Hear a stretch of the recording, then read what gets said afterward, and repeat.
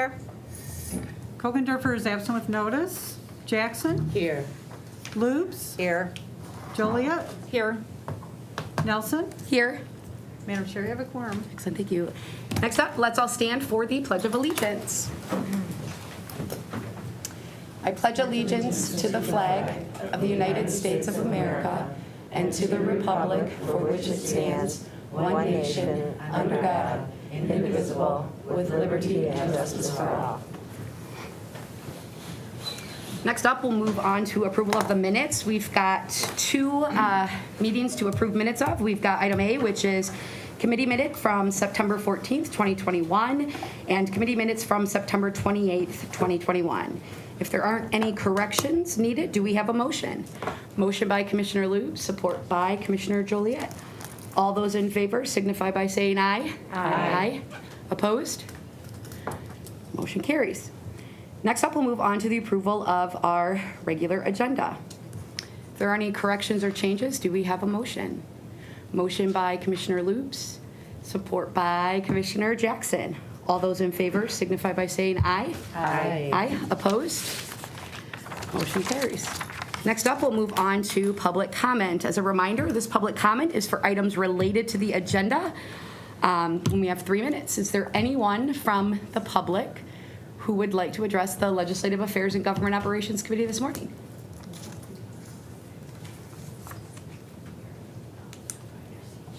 All right. Please state your name and the community in which you reside in.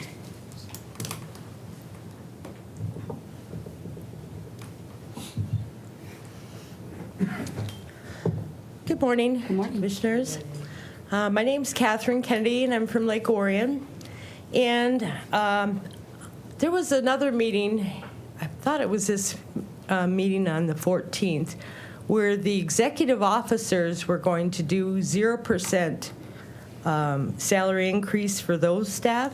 And I believe Marcia had called for detail to who exactly by name was impacted by that budget amendment change.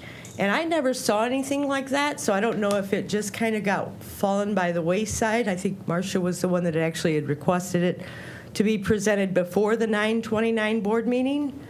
So I don't know. I see we have another salary administration plan and a lot of wage reopeners. I assume some of these are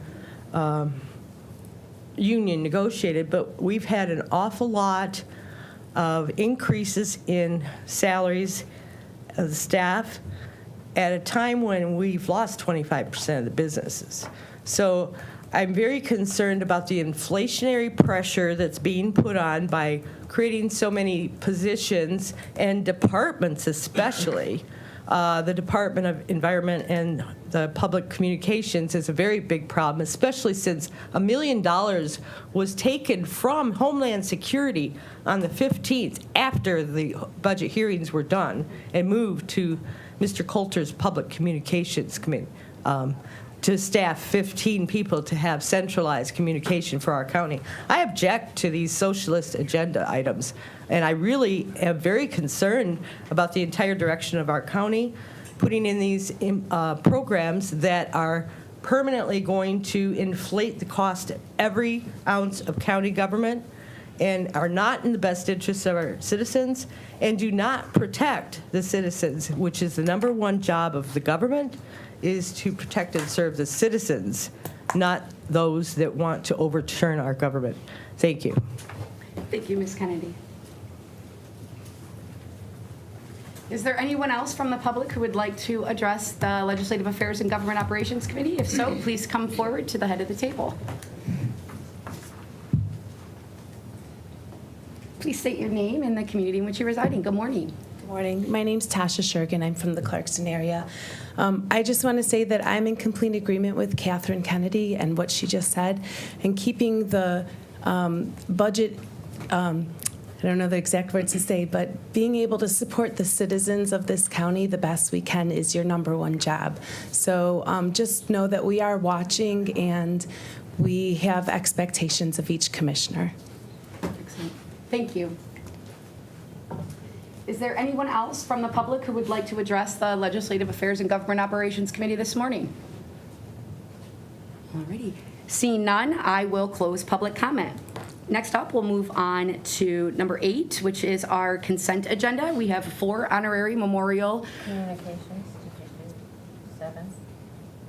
So we're skipping to 8 because there are no items under communication.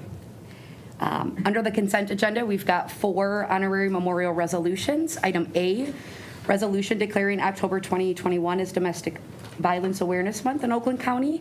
Item B, designation of October 2021 as National Attention Deficit Hyperdisorder Awareness Month in Oakland County. Item C, recognizing October 2021 as National Disability Employment Awareness Month in Oakland County. And D, designation of October 2021 as Breast Cancer Awareness Month in Oakland County. Do we have a motion for all of these items? Motion by Commissioner Lubes, support by Commissioner Joliet.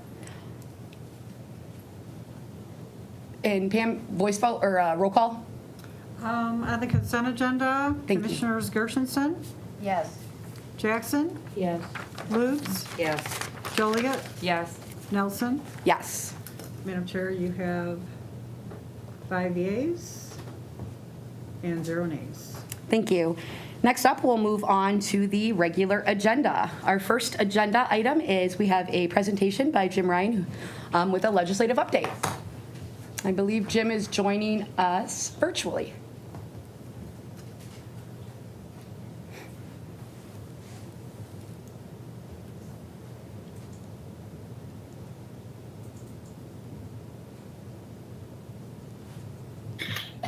Commissioner, this is Amy. I've tried reaching Jim, and I haven't heard back, and I don't see him on the go-to meeting. Okay, so what we'll do at this time is we'll move on to the next item on our agenda. If Mr. Ryan does make it to this meeting, we'll find a place to have him. Thank you, Amy. Is there any objection moving the legislative update? No. No? Okay. Next up, we'll move on to item B of our regular agenda. We have a presentation of the Historical Commission Annual Report, and I believe we've got Dr. Richard Stamps here with us this morning. Good morning, Dr. Stamps. It is a good morning, thank you, and I want to thank you for this opportunity to share our enthusiasm for the history of Oakland County, and we're pleased to be here. So again, thank you for this opportunity. We do have a presentation that I think we can go ahead and call up, and we'll move through that. Excellent. And I'm going to slip to the side here. So let's just go to the next slide. I don't expect you to read this. This is just what brought us into existence back in the days of the United States bicentennial. And it spells out some of the things that the Board of Commissioners and the County Executive wanted a historical commission to do. So let's look at the next one. We really boil these down to 3 things. One is advocacy. We feel that our role is to encourage and support history in the county. The next one is figuring out, how we do this. And so we have supported over the past year, and we're looking forward to more of these activities in the future. So these again are a couple of examples of work that we did in the past. Let's look at the next one. One of the things that we did this last year was to distribute to all of the libraries and historical societies that were interested a copy of the 1877 Oakland County history.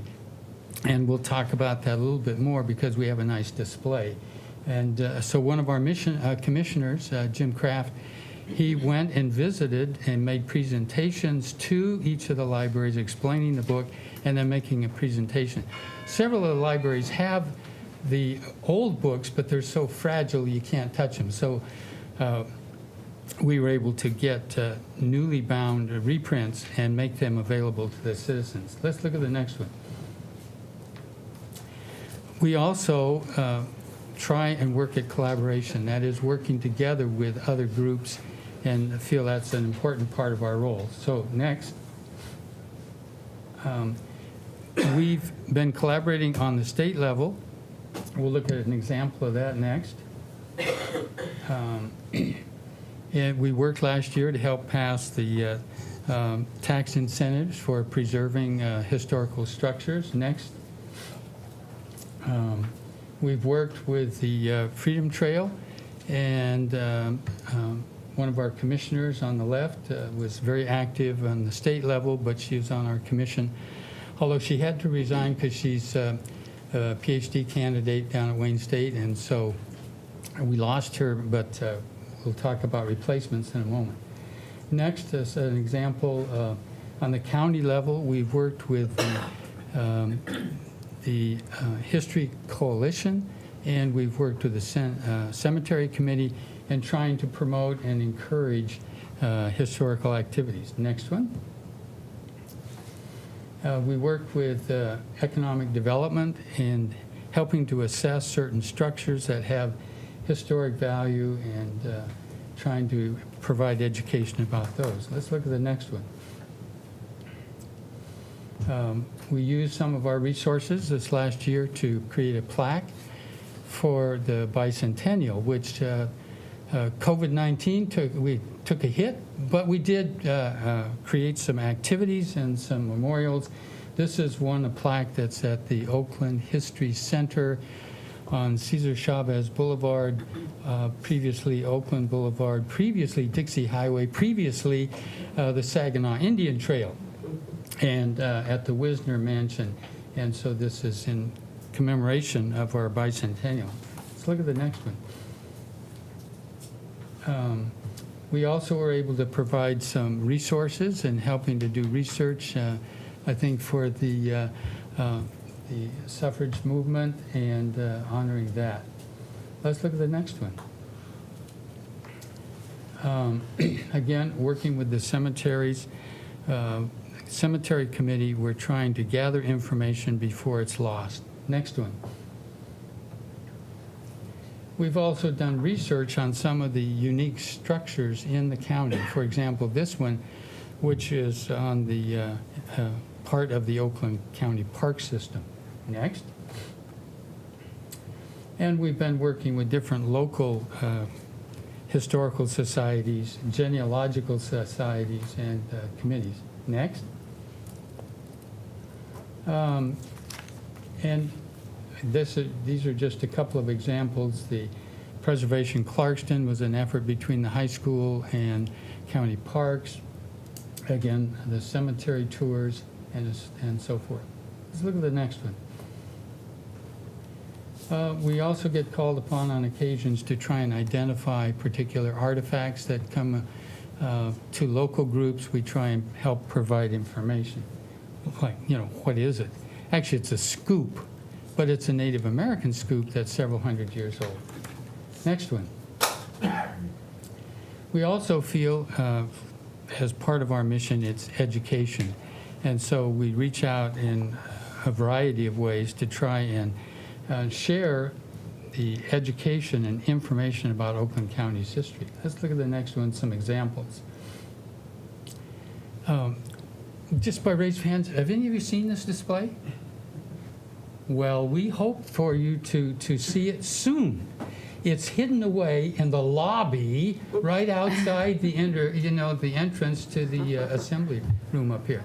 We think it's a lovely display. We are working to have a little ribbon cutting, and we're working on negotiating the time and the place. We'd hope to do it at a convenient time. When you're coming in for a meeting anyway, come in 5 minutes early, maybe a photo op, get some punch and a cookie, and look at the exhibit. I'd encourage you to look at it. We feel very excited and proud about it. It's a good example of our educational efforts. Let's look at the next one. Again, the lecture series, both Jim Kraft and Carol Egbo have been very active in going out and representing the county level, giving lectures at local levels. Next one. Working on a Facebook page, and we'd like to expand that, and that's on our potential agenda. Next.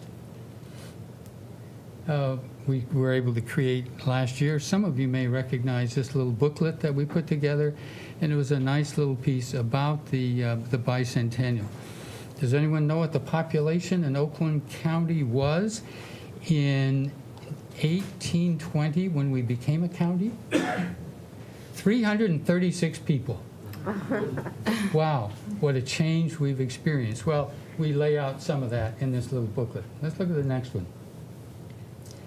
We do have some plans for 2022. Let's look at some of those. We again want to use our collaborative efforts in working with different organizations in the county. Next. Again, want to have this ribbon cutting. Hope to have a nice little, just a little reception, an opportunity to do a press release on that. Next. The State Historic Preservation Network have accepted an invitation by Oakland County to come for their annual meeting. Every year they go to a different place around the state. Next year, it's coming to Oakland County. They'll be in Holly, and we're excited about that. We have a couple of our members presenting papers, and we're excited about that. Next. Again, working together with the local governments. Next. One of these, if you look at the original legislation, it says we're supposed to create an archive. Does anyone know where the Oakland County Archive is? We don't have one, so labeled. I have a nice conversation with County Clerk Lisa Brown, and she really is running an archive of a lot of data. If you want marriage information, marriage license information, births, deaths, land ownership, her office handles a lot of that. But she's not in a position to expand services with reduced resources. So this is something I'm planting a seed today that in your lifetime, you're younger than I am, hopefully you'll see an archive. So when somebody wants to know some information about Oakland County, they go to the county webpage, they click on archive, and they can get access to county land records, information.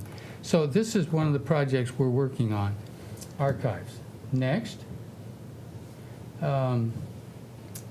This is just a little initiative. The city of Rochester Hills, through the Van Hoosen Museum, their archivist said in the midst of the COVID-19, who's going to know what happened?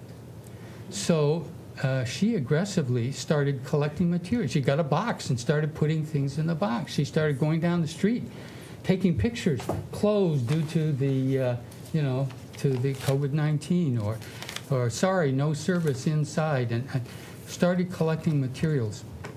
I had a nice chat with her and said, what would it take to inspire other cities, little cities, communities, to start a similar project, to just get a box? What would it take? And she said probably with about $300, you could hire someone to just work short time, just start the project, figure out what to do, how to do it. And so for $3,000, we could start 10 of those projects around the country. If we want to do some more, well, give us $5,000, we'll start this kind of a project. It's one I think we might want to consider. How do we preserve what happened during the COVID-19? Let's look at the next one. Hosting the website, it's a project we've got going. Next one. Budget, I want to thank you for our ongoing budget. If you remember,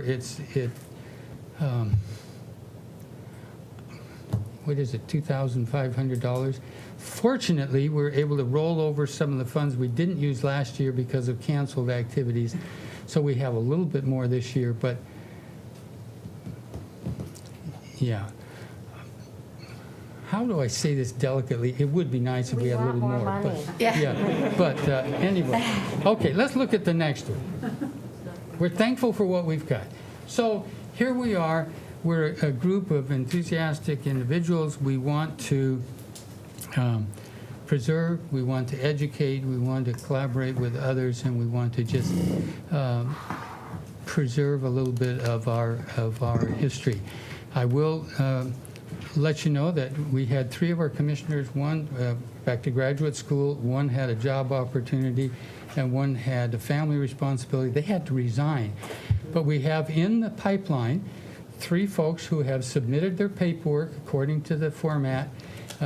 Dave Woodward's, he's received those, and it should be on one of your upcoming agendas. We're excited because as we encourage them to submit their paperwork, we're broadening our geographic distribution and our ethnic distribution and our background distribution. So hopefully you'll see that on an agenda item in the near future. So thank you for the opportunity of coming and sharing. Thank you for your support, and we'll see you next year. Excellent. Thank you, Dr. Stamps. We do greatly appreciate the unique role the Historical Commission has in both preserving and promoting local history and activities. So thank you for the presentation this morning. Commissioners, Commissioner Gershenson. Good morning, and thank you for coming. I am a big supporter of preserving our history, because now that I am history myself, I realize how important it is to remember and to be reminded of how things went. I also think that it's time to review your mission. The one slide you went over very quickly. Things change, projects come up. You're working on a mission that was established. I don't remember what year the commission. Well, 78, and Right. So then I would renewed up like to yeah. review that. Because we're also getting more input from local historical commissions. So I kind of want to review the relationship. And I want to remind commissioners that our historic commission is volunteer-based. So when we get a request from a local and we want to talk to our historic commission, they're not at our beck and call. They're not staff. They're volunteers. And I just want to re-look at the structure. I want to look at your budget. And so I'm happy to work with you a little bit more, because for many years we have been expecting a request from you of an increased budget, considering you've been operating on $2,500 for a long time. And I think it's just time to review. So I'll make myself available. And thank you for that. One of the agenda, we meet tonight, and our homework assignment was bring together, and we're going to create a list of what we want to accomplish. One of the recommendations, I know it's in the pipeline, is why don't we, like Oakland Township, why don't we have a millage that supports history? It wouldn't have to be big, but the idea of a millage. I mean, if you feel something's important, you put your money where your statements are, and so I agree, it'd be nice. So let's get together and we'll work on that. And so. Yeah, I'll give you my card, but. Okay, Yeah. great. Thank you. Thank you. Is there any further discussion or questions? Alrighty, seeing none. Thank you so much, Dr. Stamps, for coming before us this morning. Commissioners, do we have a motion to receive and file the PowerPoint presentation? Motion by Commissioner Joliet, support by Commissioner Lubes. All those in favor signify by saying aye. Aye. Aye. Opposed? Motion carries. Alrighty, at this time, I'd like to go back to item A under our regular agenda. I do believe we've got Mr. Ryan here with us virtually now. So good morning, Jim. Good morning, Madam Chair, members of the board. It's good to see you. I apologize for being a little bit late there. Wanted to give you a brief update. As you know, the state and the governor signed the budget. The state legislature passed and the governor signed the budget recently. However, what makes this different than past years is the appropriations committees now move immediately into the over $9 billion of ARP funds from the feds. and they have set an aggressive timeline to begin spending these funds. Hopefully, they want to have bills ready by the middle of Thanksgiving. I mean, the middle of November. So as the policy committees begin to meet again, dealing with election issues and other issues of policy, it's important to recognize that there's almost as much money in the ARP funds that there is in discretionary funding as a whole for the entire state budget. So that's what's going on here currently in Lansing today. Excellent. Thank you, Mr. Ryan. Commissioners, is there any questions that you have for Mr. Ryan this morning? Request to speak. Sure. Commissioner Joliet. Hi, good morning. I had a question from one of my CVTs about House Bill number 5329 regarding county assessors. Do you know anything about that? I saw the bill introduced, but I can track it down and get back to you with a report on it. Okay.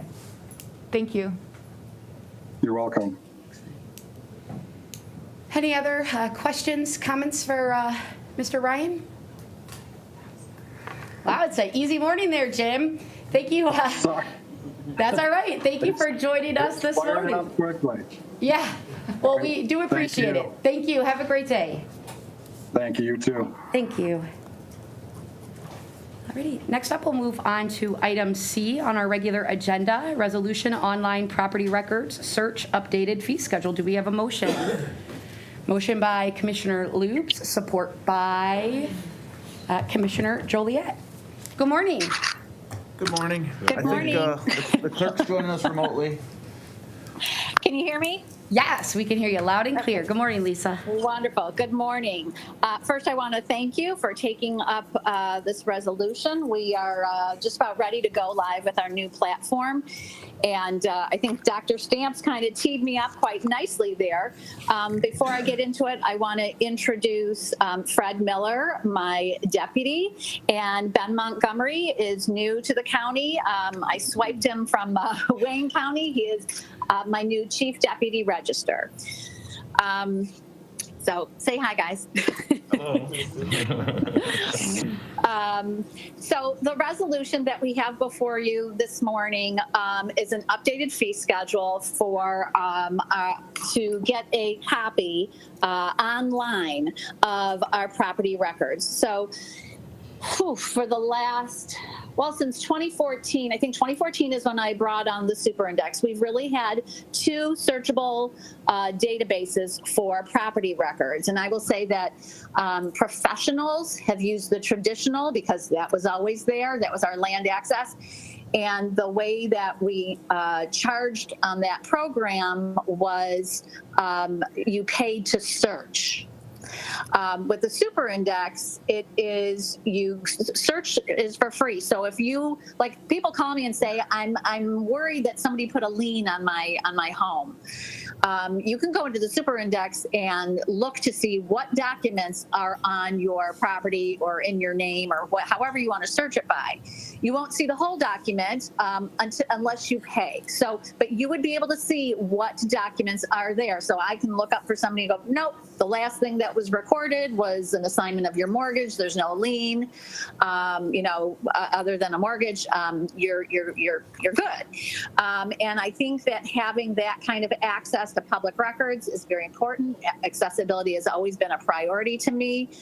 These are public records. So for people to be able to see what documents are there, I think is very important. So, but now, so we are kind of migrating, I guess I would say, to this new fee structure because the public will be only using the Super Index. So again, they can still search for free, but if they want to see a document, they have to pay. Well, we have subscribers, and we did not have any subscription. We didn't have a fee schedule for subscriptions in the Super Index because anyone who was having access to documents on a subscription basis was doing it on the traditional program with the pay to search. So it's not an apples to apples change of fee structure, because one, you were paying to search, this you're paying for the actual document. And instead of me just talking and talking, I guess I'd rather answer any questions if there are any. I think it's pretty straightforward, but I live and breathe this, so maybe for somebody else it's not. Thank you. Commissioner Gershenson. Thank you. So Lisa, or Fred, or I'm sorry, your name was? Ben. Ben. Welcome, Ben. Thank you. Give me an example of an organization or business that would take out a subscription. A title company. A title company would be a great example of someone who has a subscription. And is it generally an increase from what they've paid in the past to get that same data, even though it's been through a different technique? It's hard to compare. I will say my former chief deputy register, Jen, and I spent hours going over this, trying to make it comparable as we could, but without knowing how many documents they would download from their searches. It wasn't easy to know that information. But Sure. we don't think that this is Onerous. and yes, Okay, thank you. good. On the pay per access for the individual, how does that $5 transaction? That's what it's fee- been. That's what it's Yeah, been? that's not a change. Yep. Okay. And then the dollar per document of up to 3 pages, is that an increase? No. It might be, I'm trying to remember, it might be, the dollar per document isn't, it might be and I don't have the old one in front of me, maybe Fred has it, up to 3 pages, after 3 pages. I think that might be something new. So that's actually, a bargain if you think about it. So we're not increasing anything there. And I'm not sure that we even had the maximum charge before of the $50. So kind of wondering about that because. Yeah, and we really don't have, and again, Jen and I spent hours figuring that out. And, we don't have that many documents that would be that many pages. That's like an oil and gas lease, which we don't really have a lot of those in Oakland County, so. Okay, thank you very much. Thank you. I have a couple questions. Number one, and Marcia may have asked this, but just to seek clarification, when you do download a document, is the fee per download or is there a fee per page?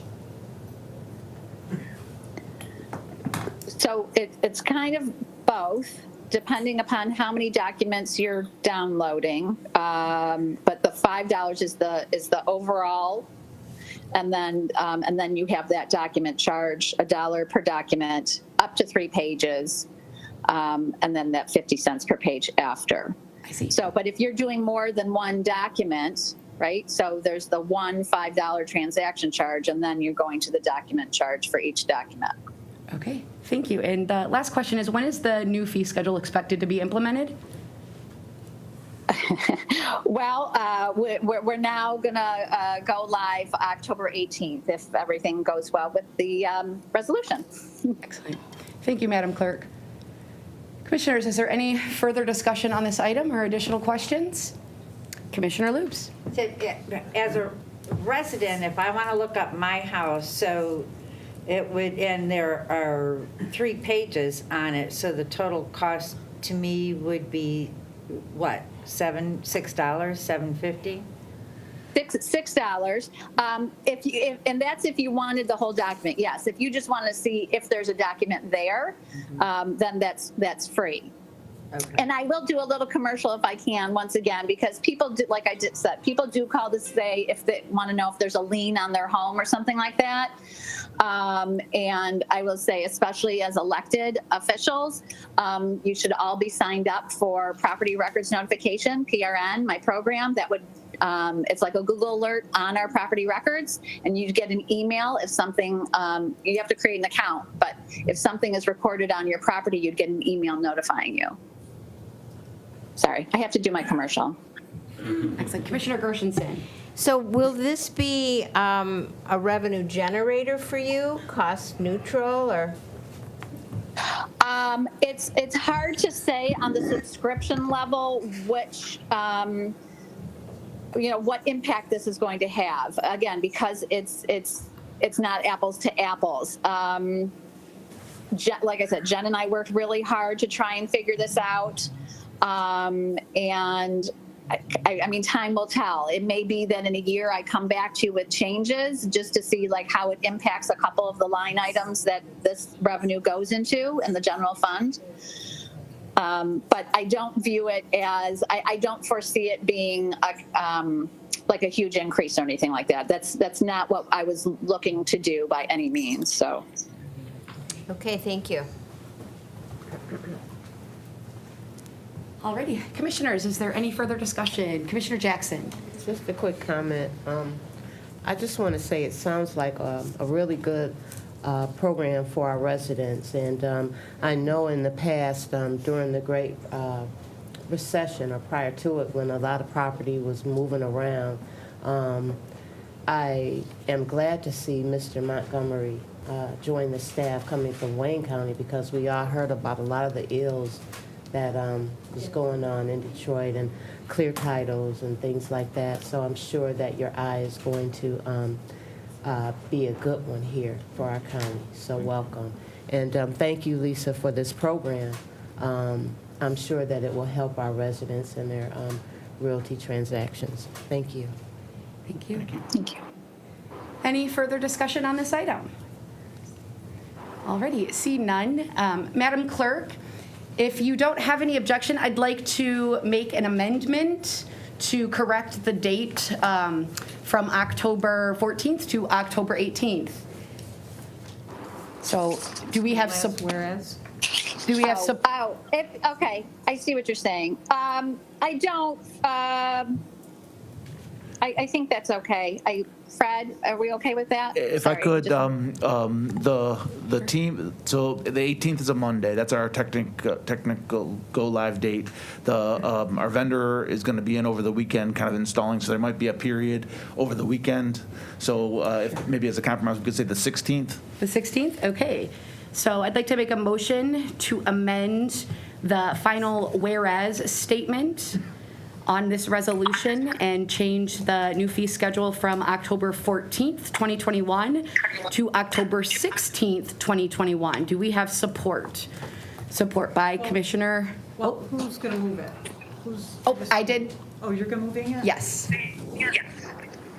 Okay, and then second? Second by Commissioner Gershenson. Okay, thank you. Can we get a roll call on the amendment? On the amendment to change the date from October 14th to the 16th? Yes, please. Commissioner Jackson? Yes. Luce? Yes. Joliet? Yes. Gershenson? Yes. Nelson? Yes. Madam Chair, you have 5 yeas and 0 nays. 5 yea, 0 nay, motion carried. I'd like to go back to the resolution. Is there any further discussion? All righty, seeing none, roll call on the amended resolution, please. Commissioner Lubes? Yes. Jackson? Yes. Joliet? Yes. Gershenson? Yes. Nelson? Yes. Madam Chair, you have 5 yeas and 0 nays. 5 yea, 0 nays, a motion carried. Thank you, Madam Chair. Thank you, Thank Commissioners. you. Thank you.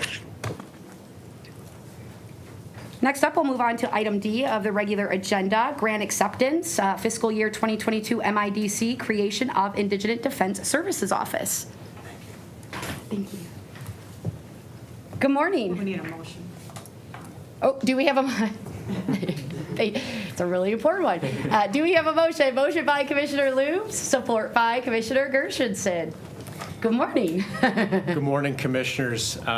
Thank you for having us today. My name's Pete Mena, and I am the chief attorney who will be in charge of this Indigent Defense Services Office, which is going to be, assuming that this resolution passes, will be a division under the County Executive Administration. And with me is Mary Ann Yergi from Corporation Counsel, who has just done an amazing job over the last couple of years at getting the county to this place where we are ready to implement some of the newer MIDC standards. She's really built a good base and foundation that we can continue to build on. So the request before you is really a two-part request. One is the grant acceptance. So every year we come before you to ask for your acceptance of the MIDC grant. What that grant does is it funds anything that is required over and above the county's local share. So the MIDC, which is the Michigan Indigent Defense Commission, passes standards, implements standards which are approved by LARA. And counties, any indigent defense provider, which the county is, for our Sixth Circuit Court, and because we're the funding unit, we're also the indigent defense provider for the 52nd District Courts. We have to meet those standards, and we tell the state, here's how much money it's going to cost us to meet those standards. And the state is supposed to give us a grant in that amount. So the grant for this fiscal year is basically $5.8 million, $5,799. We also are required every year to contribute our local share. The local share is a statutory calculation based on the 3 fiscal years prior to the MIDC Act taking effect, which were 10, 11, and 12. And it goes up every year by 3% or the rate of inflation, whichever is less. And so this year our local share is $1.85 million. So that is the first piece, is actually accepting that grant. The second piece of this is creating the new division under the County Executive Administration. The reason that we need to do that is to implement Standard 5 of the MIDC. And so Standard 5 requires that many functions which were previously handled by the court, by the judiciary, have to become independent of the judiciary. That's the title of the standard, independence of the judiciary. And so where in the past we have been accustomed to our court doing all of the appointments, so physically appointing all of the attorneys for criminal indigent defendants, the court can no longer do that. That function has to be independent of the judiciary. Where in the past we've been used to the court approving requests. If a defendant has a request for an expert or an investigator to assist in their defense, historically the court would approve that. The court can no longer do that based on MIDC Standard 5. It has to be independent of the judiciary. And so that is why this new division is being created. We will have 3 current staff members of the circuit court moving over to this division, along with 1 clerk in each of our 4 district courts. So 4 district court clerks, but 1 for each division. And we will also be, within this resolution and within this budget, hiring 2 new indigent defense clerks to serve in dual roles, administrative support, but also backup for our district court clerks, because the court staff that are at those courts are no longer going to be able to back them up, because all of their functions have to be independent of the judiciary. So we can't have court staff, backing them up on vacations or anything like that. One of the other things that is built into this year's grant is our ongoing feasibility study. The Sixth Amendment Center is currently doing a feasibility study for the county to determine the best model for our indigent defense services moving forward. So currently, we are what is called a managed assigned counsel system. So all of our attorneys are independent contractors. They get appointed to cases in a rotational basis based on how much experience they have. That's what dictates the level of case that they are allowed to receive. And the Sixth Amendment Center feasibility study is going to collect all of the data. They are really experts in this field. They've done it for Wayne County and many other jurisdictions across the country. And they're going to give us a recommendation about how to better provide services moving forward. If that recommendation could be anywhere from an in-house public defender's office to a model that Wayne County does, which is contracting with a nonprofit organization to provide a significant percentage of indigent defense services. It's never 100% because you always have conflicts and you always have to keep a roster of independent attorneys. And so that is part of what we will be doing, or what they will be doing during this fiscal year, is giving us that report so that for next year's compliance plan that we submit to the MIDC, we can potentially work in those recommendations. So that's where we stand currently, and I think I've covered everything that we are asking you to do today, so I'm happy to answer any questions. Excellent. Well, first, Pete, I would like to say congratulations on being the county's first chief attorney for Indigent Defense. Indigent defense is a vital component of our criminal justice reform, and we are fortunate to have you take lead in this position, so thank you. Commissioners, questions? Commissioner Joliet, followed by Commissioner Gershenson. Good morning.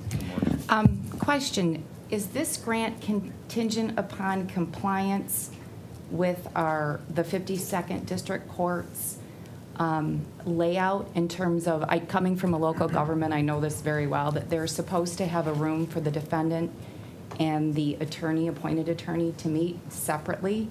Yes. And currently, right now, the Clarkston Courthouse does not have that. So Mary Ann, who, as I said, has laid a wonderful foundation, can speak to that because she was heavily involved when those rooms were created. So this grant originally started in fiscal year 19. And at that time, we did extensive reviews of all the courts and what needed to happen in order to create confidential space. So we expanded the confidential space in this courthouse. The Novi, Troy, and Rochester courts all had in-custody confidential space.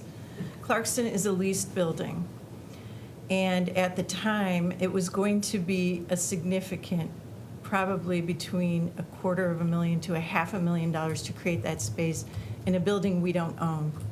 So we essentially received a waiver for confidential space. And what they did was they moved an employee, Vicki Nellis, to Novi, and they had an actual office in Clarkston for that purpose. Are you talking about for in custody? Yeah, so Yeah. Is there a place for them to meet that's Yes. separate?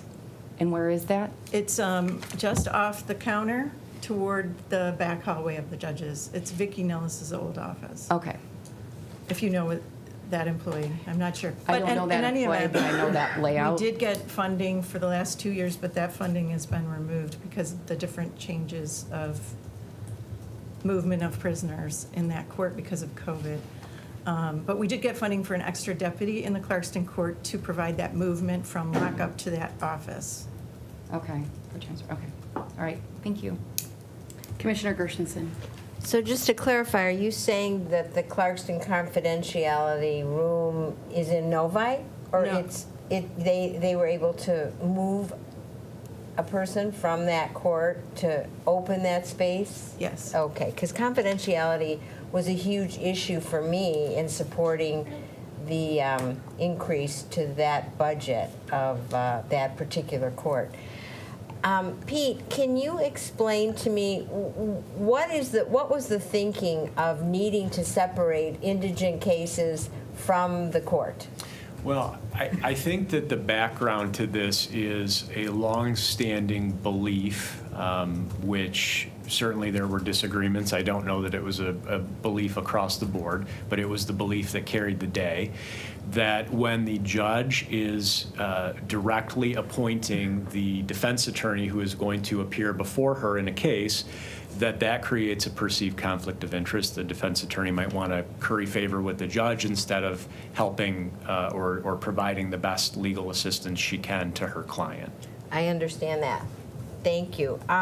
Also, so this affects the 52nd, but what about all of our other district courts? So we are fairly unique in the state in terms of the number of district courts that we have and the way in which they're funded. Each of the other district courts beyond the 52s have their own funding unit. And so the way that the MIDC Act defines what an indigent defense system is based on funding units. So each of those district courts has their own indigent defense system.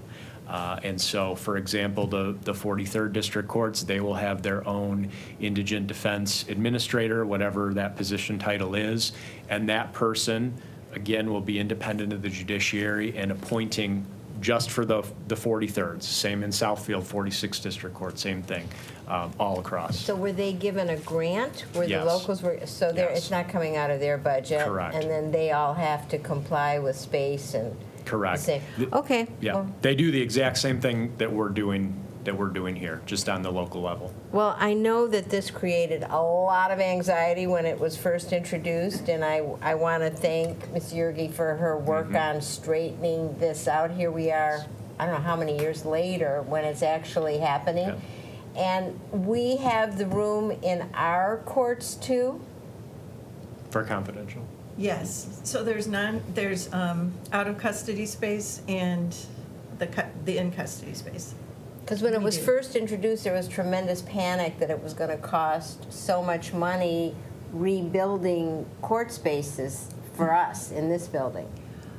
It cost $1.2 million for the jail and for this court building, so it was significant. And where did that come out? Where was that in the budget? It was a grant in fiscal year 19. So we received a grant Correct. to offset We those told. charges? We told the MIDC, this is how we're going to comply with the standard, and if you have to fund it, if we have to comply with it, you have to fund it. So, That's great. Okay, thank you very much, and good luck. thank you. Commissioner Jackson. Thank you. Please excuse me, I'm having a lot of issues with my eye today.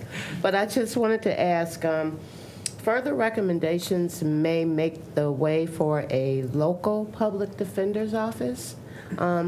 In your opinion, because in looking at cash or bail reform and relief efforts, I was told that these groups typically work through public defender's offices. Do you feel as though it's a rarity for us not to have one? And do you feel we could operate more efficiently administering this program through one? I will say, I don't think it's a rarity if you compare it to the other counties in Michigan of our size. There are certainly other public defender's offices in Michigan in different counties of varying sizes, but like I said, Wayne County does a contracted model with a nonprofit. Macomb County has one, but it currently is fairly small. I think they have 4 employees last count. So they're getting up and running. The bail reform or bond reform link to a public defender's office, I think what most people think of when they link those two things together is quality of representation. And so even right now, based on one of the MIDC standards, we have an appointed attorney present with defendants at every arraignment. And so when a defendant is getting arraigned, first time that they've seen the judge is going to set their bail. They have an appointed attorney there with them. That has been a major change over the last couple of years because that did not used to happen. And so the question, of course, is, well, a public defender's office would do the same thing. They would appear at arraignment with that client. Would they have any better advocacy or not? I don't know. That's probably an open question on whether there would be better advocacy or not. But the provision of counsel, so someone to argue for that defendant to get as low a bail as possible, that is already happening.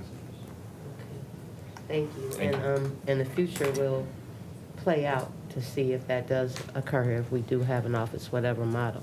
Yes, and that's the feasibility study, the MIDC. That's actually a requirement. Anytime you want to move, change models, you have to do a feasibility study. Thank you. Thank you. Commissioners, is there any further discussion on item D? All righty, seeing none, roll call, please. Commissioner Lubes, Yes. Jackson, Yes. Joliet, Yes. Gershenson, Yes. Nelson, Yes. Madam Chair, you have 5 yeas and 0 nays. Excellent, thank you. Thank you, Mary Ann, and thank you, Pete, for joining us this morning. Next up, we'll move on to item E, collective bargaining agreement fiscal year 2022 to 2024. United Auto Workers, Local 889 UAW, representing Chief Animal Control Officer and Animal Control Supervisor. Do we have a motion? Motion by Commissioner Joliet, support by Commissioner Gershenson. Good morning, April. Good morning. Okay, you'll see me again multiple times today and next time. This one is again what we call a supplemental with the UAW contract that was approved back in December. And just so you know, we have 12 supplementals, so we have a few more coming our way. This one is in particular for the animal control supervisors. Again, like in alignment the last few times, most of this is just memorializing some of the practices they're already doing so that it's in play within the union contract and clarification of schedules and things of that nature. So again, this is 3 full-time eligible supervisors within the animal control. We just go over and confirm their boot allowance, uniform allowance, allowability for alternate work schedules where aligned, and again, clarification on on-call. Excellent, thank you. Commissioners, is there any discussion, questions on this item? Alrighty, seeing none, roll call, please. Item E. Commissioners Gershenson, Yes. Jackson, Yes. Luce, Yes. Joliet, Yes. Nelson. Yes. Madam Chair, you have 5 yeas and 0 nays. Excellent, thank you. Next up, we'll move on to item F, which is collective bargaining agreement fiscal year 2022-2024. United Auto Workers, Local 889 UAW, representing non-supervisory employees of Auditor 1, 2, and 3. Do we have a motion? Motion by Commissioner Lube, support by Commissioner Gershenson. Again, welcome, April. Same as before, this is supplemental under the UAW contract. This one was fairly simple, just confirming the allowability for alternative work schedules and holiday pay. Excellent. Commissioners, any questions? Further discussion? All right, seeing none, roll call, please. On item 9F, let's make sure I set the time. Commissioner Gershenson, Yes. Lubes, Yes. Jackson, Yes. Joliet, Yes. Nelson. Yes.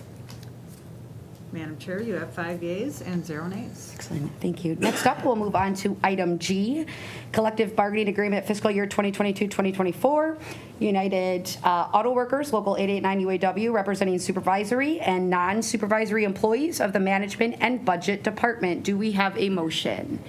Motion by Commissioner Lubes, support by Commissioner Jackson. And April, can you move your mic closer, Sure please? can. Thank you.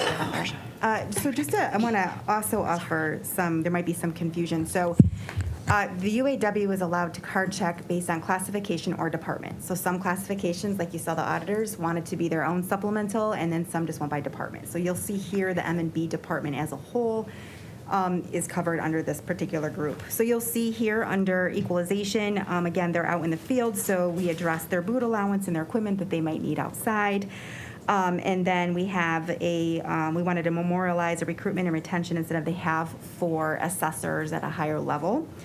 And again, like the other ones, just confirming the allowability for alternative work schedules and holiday time and pay, should there be any. Excellent, thank you. Any questions, comments, further discussion on item G? All right, seeing none, roll call on item G, please. On item 9G, Commissioners Joliet, Yes. Nelson, or Yeah. sorry, Oop. Gershenson? Yes. Lubes, Yes. Jackson, Yes. Nelson. Yes. Madam Chair, you have 5 yeas, 0 nays. 5 yeas, 0 nay, motion carries. Next, we'll move on to 9H, collective bargaining agreement fiscal year 2022 to 2024. United Auto Workers, Local 889 UAW, representing Sheriff's Office supervisory employees of Work Projects Supervisor. Do we have a motion? Motion by Commissioner Gershenson, support by Commissioner Jackson. Okay. This one, again, would be a classic example of a classification. There's one supervisor within that unit, and they, again, memorialize a boot allowance, uniform allowance, alternate work schedules, and holiday pay and overtime should it be needed. Excellent. Commissioners, any questions, comments, further discussion? Commissioner Gershenson. I actually have a question, not specific to this item, but are you seeing more of an interest in the alternate work schedule? Yeah, so we allow through the merit rules already an ability for 410s, and then of course, you know, if we start looking at hybrid for the virtual platform, but this is in particular for the ability to continue to work 410s where it works within the unit. So it was actually already in the merit rules that allowed for that. So yes. And then what about that change where employees can can do their work virtually? Is that? Yeah, no, we are seeing an interest in that. We're working through that right now about like where it works, where it might not work, and so far it seems to be everybody's kind of managing that through their own department and finding success and where in doing both of those things so far. So we're working through all of that. But yes, definite interest for sure. Thank you. Any further discussion on item 9H? Seeing none, roll call on item 9H, please. Commissioners Lubes? Yes. Jackson? Yes. Joliet? Yes. Gershenson? Yes. Nelson? Yes. Madam Chair, you have 5 yeas and 0 nays. 5 yeas, 0 nays, motion carries. Next up, we'll move on to item 9I, Collective Bargaining Agreement Fiscal Year 2022-2024 Investigators Association, representing the prosecutors investigators. Do we have a motion? Motion by Commissioner Gershenson, support by Commissioner Lubes. Okay, this is its own unit. This is the prosecutor investigators, is their own division or own unit in a labor agreement. They have requested a 1% wage increase or a general increase based on the non-union folks. So they'll get whatever the non-union folks get. And then we just updated their clothing allowance, and again, the same with the holiday work week. And then their changes to benefits and any kind of, for employee health care, retirement, or deferred compensation also falls in alignment with the non-union. So whatever we get, they will get as well. So that's a fairly small contract. Thank you. Commissioners, any further discussion, questions on item 9I? Commissioner Gershenson. Can you just elaborate what's included in a clothing allowance? Yeah, so for them, let me pull it up really quick. It just depends. A lot for them, they have to go to court, so it would be suit cleaning and things of that nature, but I'll just double check here. Yeah, for them, it would be that ability to go to court and have suits and make sure that they're clean and that they're well suited for that, as well as they also do investigations. So they might need boots or different kinds of clothing. Thank you. Okay. Any further discussion on this item? Seeing none, roll call on item 9I, please. On 9I, Commissioners Joliet? Yes. Gershenson? Yes. Lubes? Yes. Jackson? Yes. Nelson? Yes. Madam Chair, you have 5 yeas and 0 nays. 5 yeas, 0 nays, motion carries.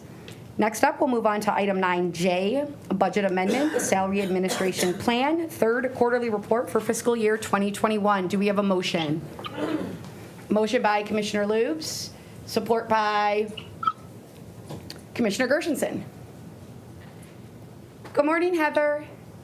Good morning, Commissioners. Thank you for your consideration of this resolution. As you may recall, a couple months ago, we brought through the second quarterly report for the Salary Administration Plan. And what this is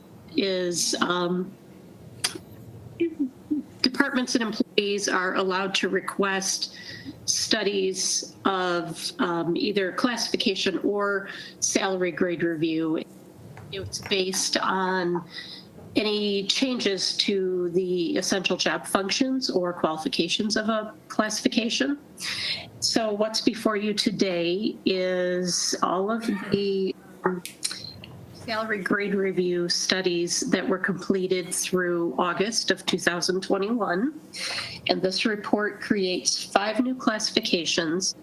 It changes the salary grade of 1 classification, and it impacts a total of 8 full-time eligible employees.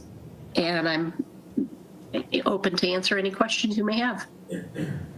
Okay. Heather, just for clarification, the impact on employees, did you say that there was a total of 8?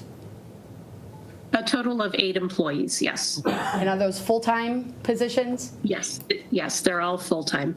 Okay, thank you. Commissioners, questions, comments, discussion? Wow. Commissioner Gershenson. So in general, these are increases? Yes, these are increases in salary grade for the employees. Okay. Again, sometimes it's easier for us to know who you're talking about rather than just the title, so I would love to get that information, but It's in. it's in, I don't see it. What? So the reclassifying the 5 positions that was referenced. So we've got the WRC billing coordinator, the circuit court records specialist, officer supervisor 2, HR analyst senior, and supervisor of human resources. If you scroll all the way down. I see now. Thank you very much. It's Sorry about that. I see it. Yep. Commissioners, any further discussion on item 9J? Seeing none, roll call on item IJ, please. Commissioners Gershenson, Yes. Lubes, Yes. Jackson, Yes. Joliet, Yes. Nelson. Yes. Madam Chair, you have 5 yeas and 0 nays. 5 yea, 0 nay on item 9J. Motion carries. Thank you, Heather. Thank you so much. Next up, we'll move on to item K, resolution, deferred compensation, 457B, planned amendment and restatement. Do we have a motion? Motion by Commissioner Lubes, support by Commissioner Joliet. And welcome, Aaron. Good morning. Good morning, Commissioners. Can you all hear me all right? Yes. Great. So I guess I'll start by way of introduction. It's been a while since I've been before the committee, and there's some new names and faces. So my name is Aaron Castle. I am currently the legal counsel to the Oakland County Retirement and Deferred Compensation Board. And with me in the virtual meeting is the acting retirement administrator, Carly Webster. So if you have any questions that I can't answer, I'm sure she'll be able to chime in and help me out. But I did want to briefly summarize the proposed amendments to the 457 deferred compensation plan. This is essentially a culmination of 2+ years of efforts between the administration and the retirement unit and the retirement board and tax council and the IRS addressing some compliance issues regarding reemployed retirees and in-service distributions. So part of the proposed amendments were required by the IRS pursuant to an agreement that was entered into with them earlier this year. The second portion of the proposed amendments were done to address the possibility of adding a Roth source to the 457 plan, which would allow employees that are participating in the plan to make post-tax contributions under the Roth provisions of the Internal Revenue Code. So, these are relatively straightforward amendments.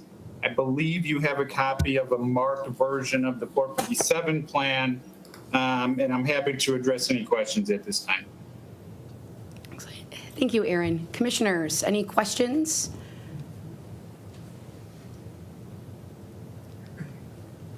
All right.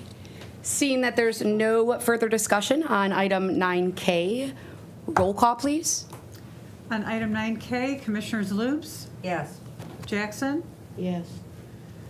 Gershenson, Yes. Joliet, Yes. Nelson. Yes. Madam Chair, you have 5 yeas and 0 nays. 5 yeas, 0 nays, motion carries. Thank you, Aaron. Thank you. Have a good day. You as well. Moving to the next agenda item, 9L, resolution, temporary increase in rate of overtime pay to reduce employee mandatory overtime hours. Do we have a motion? Motion by Commissioner Loops, support by Commissioner Gershenson. Good morning.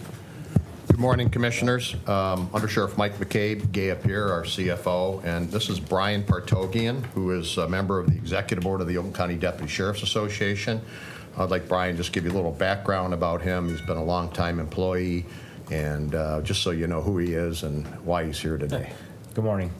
My name again is Brian Partogian. I am an executive board member with the OCDSA. Move your mic closer. Get your mic closer. Oh, I'm sorry. I'm sorry, can you hear me? The one yeah, never mind. Couldn't get much closer. Oh, okay, I'm sorry. Again, Brian Partogian, Oakland County Deputy Sheriff's Association board member. I've been a 25-year member of the OCDSA and the Sheriff's Office. I currently serve, again, on the OCDSA, and I'm also a retirement board member for the county.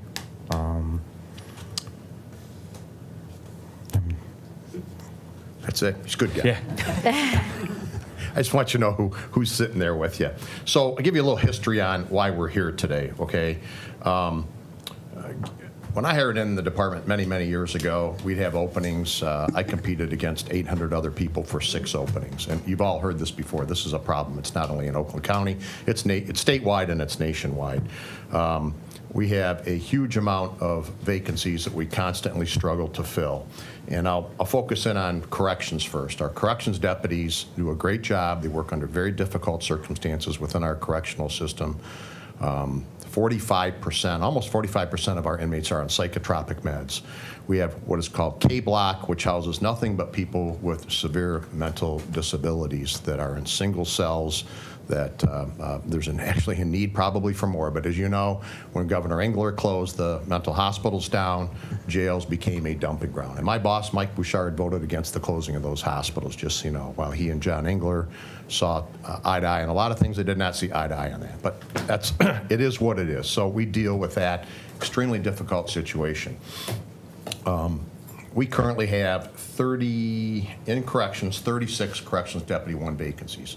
Now that does not include the probably 55 employees, not all corrections, half of them probably corrections, that are off on parental leave, workers' comp, short-term disability, long-term disability, or they're off because of COVID. We were up to about 25 employees that had COVID. We're down to about, I think yesterday it was about 17 or 18. And they have to be, as you know, quarantined for up to 14 days. So we compete against all the other sheriff's offices. We compete against the Michigan Department of Corrections. MDOC currently has 800 vacancies on the state level. So in order, I'll give you an example. On the midnight shift on D block on the 2nd floor, we have to fill that position on overtime. We can't tell the inmates, hey, watch yourselves tonight. It doesn't work out real well. So because of that, we have to force deputies to work overtime. They don't want to work. We get deputies volunteer, and then when they volunteer and there's 20 more vacancies because of all the openings and people off, we call Brian, hey Brian, you're not going home tonight, you're working afternoon shift. And that happens on a daily basis, 7 days a week on all 3 shifts. And because of that, it's created a huge amount of stress for our employees. And we have worked with the Deputies Association trying to solve some of these problems in terms of recruitment, making the workplace a better place, trying to raise morale. Morale's not good. I'll tell you, it's the worst I've seen in my career. And it's not because of lack of trying by the management and county administration. It's just that, you can only work so many doubles in a 7-day period. We've had several deputies that have quit, and the reason they have quit, the most recent one, a fine female deputy works corrections. She's been here a little over 3 years. She has 3 children. And you got to remember, we work 7 days a week, 24 hours a day. We don't work 9 to 5, have the weekends off. It doesn't work that way in the road patrol, corrections, and in dispatch. And she wrote in her, we do an exit interview with everybody. She wrote in her interview, she loves this place. She loves being a deputy, but because of 3 children and because of being forced to work overtime so much, she had to resign. Her quality of life for her and her family has deteriorated to the point where she can't do it anymore. So that being said, a couple other statistics. We just reopened the list for corrections deputy to go on the county website and apply. We worked with the county administration, the county executive's office.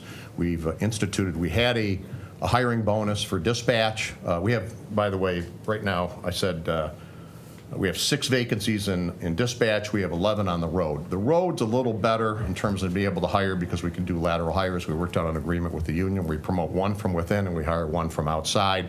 The union also worked with us that we can bring somebody in if they've been at Roseville PD for 10 years, we can bring them in at top pay. So that's helped for us in terms of recruiting on the road, not so much in the jail. The last list we only had 94 people that even applied in a 9-month period.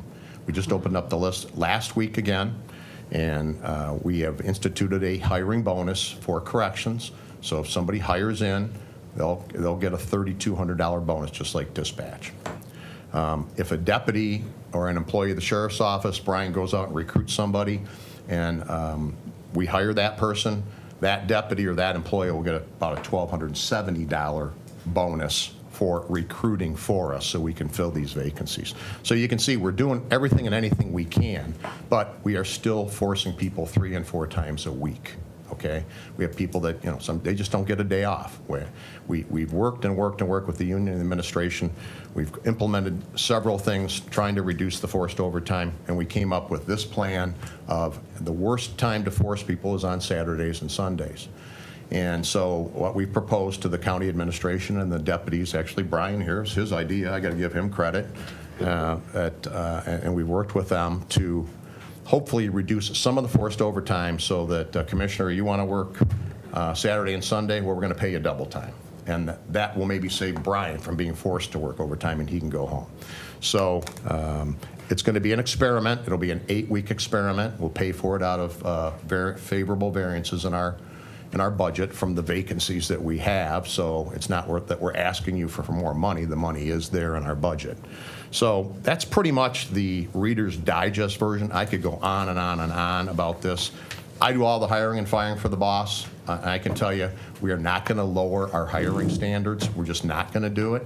Of those 94 people that were on the list, 24 of them said they were no longer interested or didn't show up for an interview. Of the 70 we had left to work with off that list, we were able to hire 17. The rest didn't meet our standards. So that's where we're at, and we're asking for you to approve this today. Awesome. Commissioner Gershenson. So do you feel that the increased pay is going to satisfy or reduce the stress that these employees are feeling? Are you asking me, ma'am? Sure. We do believe that it would help to incentivize maybe some people that don't normally volunteer for the overtime, which would obviously increase our pool of people to come in and work. To kind of reiterate a little bit on what the undersheriff was saying, I can't express to you the human toll that this has taken on the employees of the Oakland County Sheriff's Office. This idea that, I think everybody hires into this job understanding that at some point in their career that they're going to be forced to work an extra shift. But the idea that you would have to work 3 or 4 in a week, the toll that it takes on the deputies, the toll that it takes on their families, the increased cost of living just by virtue of not being able to go home, the increased cost in childcare, for example. Where before you might have had to hire 1 or 2 days a week, now you're hiring, possibly 3 or 4. And especially on a Saturday, Sunday, my kids are grown, so I don't necessarily have this problem, but the mantra that I hear over and over again is try to find somebody to watch your children on a Saturday, Sunday. If you can do it, the cost is ridiculous. I personally, and I probably speak for other commissioners, are very grateful that you brought this forward. This certainly seems like a great effort, and I know from my point of view, if there's anything I can do in any of my communities to kind of help you find more staff, it's something that we all want to see. We want to see happen, and we are kind of removed from that whole process. But we certainly are aware that it's been extremely stressful and difficult, and I think you have a lot of support to try to help you figure this out. You're definitely not an isolated department. We want to help strengthen your department as much as we can. If you'll recruit for us, we appreciate it. I know April can't give you the $1,270 if you're an elected official, but we've worked with the county administration on this. We're going to try this for 8 weeks, and about 6 weeks in, we're going to look at it and see, how much impact has it had. And we're trying to balance, in the budget, we eliminated a bunch of positions, as you know, to meet our budget tasks, but we also added a couple of positions through those budget savings, and one of them is a full-time sergeant to recruit for us. So we'll be working, in fact, we're interviewing candidates right now internally to help us with recruitment. So between the hiring bonus, the county bounty, a full-time sergeant to help us with recruitment, hopefully we can put a dent in this. Now, this isn't going to solve overnight. You got to remember, when we hire somebody, it's 6 months to 8 months before that person is cut out on their own. So in the meantime, we're backfilling with overtime. So there is no quick solution to this, but at least this is a step in the right direction. And you'll come back to us with it. Oh, we'll report back to you. Yes, ma'am. Excellent. Well said, Commissioner Gershenson. Commissioner Loops, followed by Commissioner Joliet. I wanted to say thank you for bringing this forward. I have a son who is a correctional officer in a prison. In the last 3 months, he's had mandatory overtime Monday, Wednesday, and Friday. And he's been there 16 years. He's looking for another job because the toll is too much for him. Unfortunately, it's happening everywhere. All we can do is the best we can do to encourage people to stay on and maybe, lighten the load a little bit. Right, exactly. Yep, thank you. Thank you. Commissioner Joliet. Hi. I was glad to see that the positions were reposted. The conversation you and I had about a month ago about the gentleman that applied. Yes. He notified me they were back up and he's got his name in the hat, so thank you. Good luck for that to update. Yeah. Excellent. We take a look at everybody, Right, believe right. me. To echo, I think commissioners already, I also do support this temporary incentive.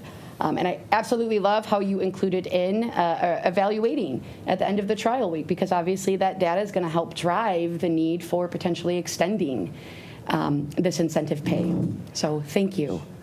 Thank you. Commissioners, any further discussion on item 9L? Seeing none, roll call, please. Joliet, Yes. Gershenson, Yes. Lewis, Yes. Jackson, Yes. Nelson. Yes. Madam Chair, you have 5 yeas, 0 nays. 5 yeas, 0 nays, motion carries. Thank you. Thank you for Thank joining you. us this morning. Next, we have our last agenda item, 9M, presentation total rewards task force update. Do we have a motion? Or, I don't think we, Pam, we don't need a motion, correct? Because it's a presentation? It's just a presentation, then you can receive and file it at the end if you want. Excellent, thank you. You want to present, okay.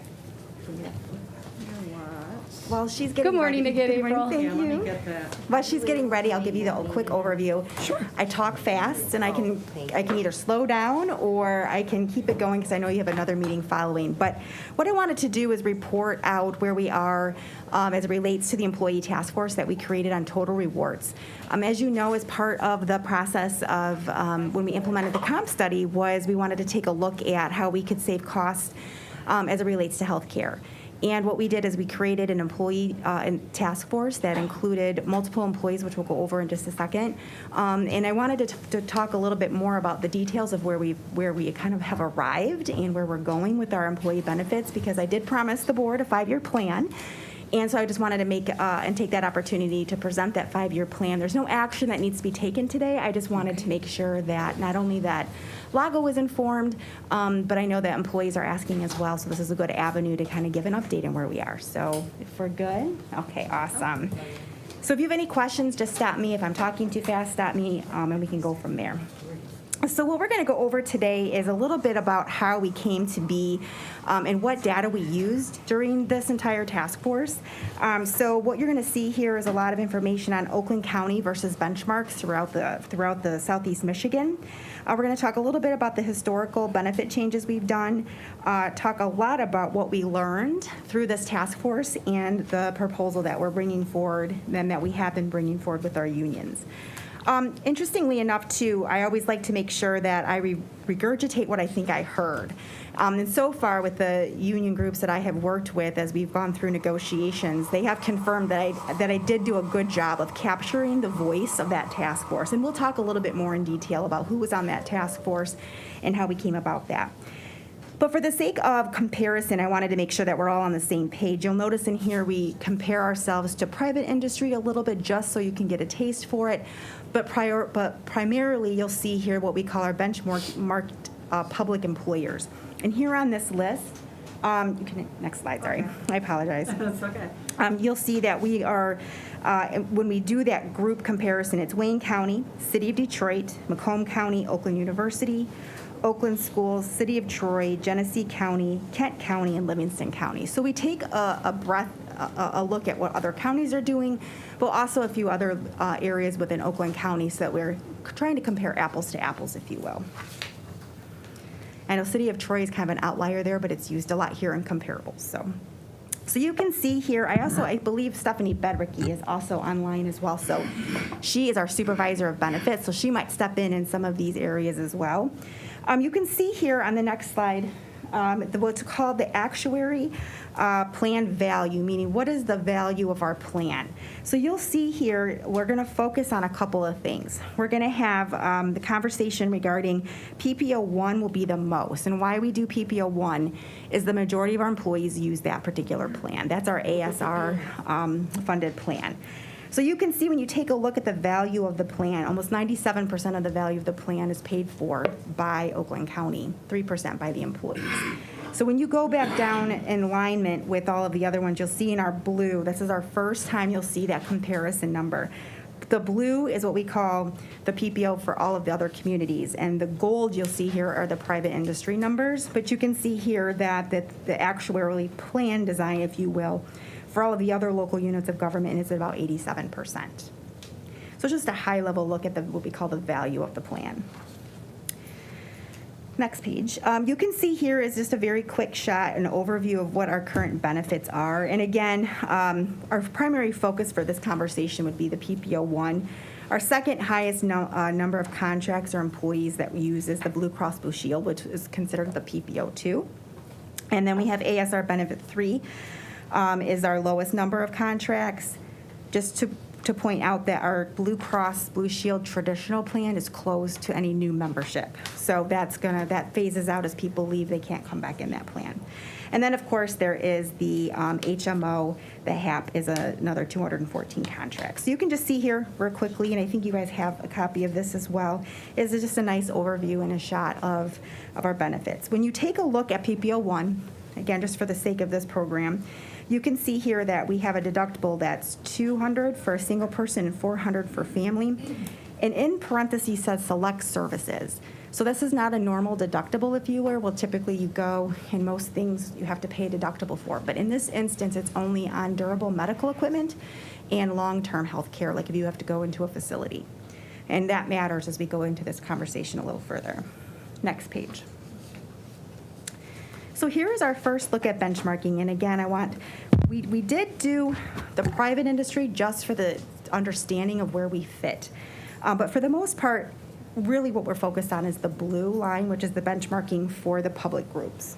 So you'll see here that in general on PPO1, right now Oakland County has pretty much what's called the zero deductible because long-term health care and durable medical equipment is usually the least amount that's used. It's really not much of a deductible. And when you look over at the benchmark for other public plans, it's at about 500, which is pretty common. And then, of course, it's much more when you go over to the private industry. So you can see here the difference. And then when you go into family, again, it moves up to about $1,000, which is pretty standard. Next page, thank you. So then you want to take a look at how much is it that our employees contribute per month. So you'll see here, again, I'm just going to focus on PPO1. You have a single person that pays, we did this per month, $69, and the average person in the public benchmarking is at $140. And then when you go up to family, it's about $162 a month, and the average PPO in the public plan is $427 a month. So we are significantly lower. Page, thank you. The other piece that you want to take a look at, the other large number or the large cost is in our drugs. Here we are in a little bit more of an alignment. So you can see here that in Oakland County, we range from a $5 to a $40 depending on your drug. And then at an average, you can see again, we're in a little bit more in alignment where we're just under $9 for tier 1 and up to $46 for tier 3 is the benchmark. And it's definitely more in the private industry. So again, it's just a framework for you guys to understand where we are and just to understand where we are in the market. Next page. So with that, then, what we also wanted to take a look at is what has been our consistency or what have we contributed to healthcare as it relates to our employee contributions. Because as you know, and we'll talk a little bit more about that, the rate of inflation of healthcare never matches the rate of inflation on cost of living. It's much more and you're always trying to capture at least some savings, but you'll never actually match what you would want to in normal terms, or it would become unaffordable. But you can look here, kind of goes down.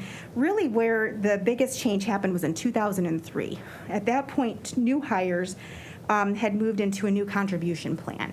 But it was just people hired after 2003. So if you started in 2003, you've seen no increase in your contributions to health care.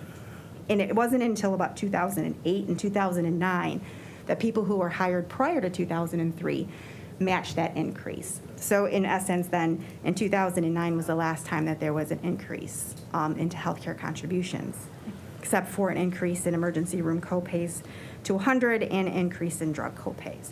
So that's not typically normal. Typically, every couple of years you want to realign, but that had been the philosophy through Oakland County. It's not bad or good, it's just where we are. So you can see here there hasn't been a contribution in quite some time. So again, we went through all of this in much greater detail with the task force, but I also wanted to show you here that this is what I'm talking about as relates to the cost. Just since 2012, we've doubled our cost in healthcare. Now, again, you would never be able to maintain that or keep that up and making employees pay for that difference, because that's where you start getting those unaffordable healthcare costs. But it just goes to show you that for every time that you can try to help share some of those costs, it helps the bottom line. So you can see here at the bottom in 2011, which is,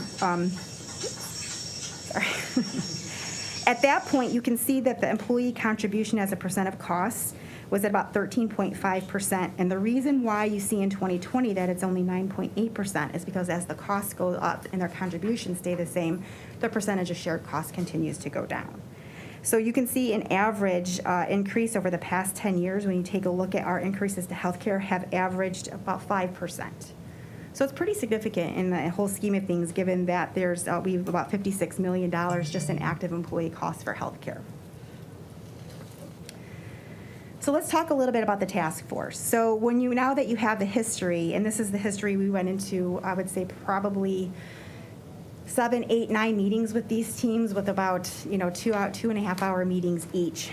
They were very much engaged in this conversation. We talked a lot about the basics of healthcare, how we do trends and benchmarking. We talked to them a lot about a lot of design changes that we could make to our healthcare. What I loved about this group is we tried to make it as diverse as possible. So we had union representative, non-union, supervisors, non-supervisors. We had people who were part of our equity council. We had to make sure that we had people who had families, who didn't have families, who had been here for a couple years, who had been here for 25 years. So we had a very good mix. We had about 33 people on that task force. It was really wonderful. I've done this before. I would say that in another location, that this was the most engaged and candid group we had. They were very honest with us.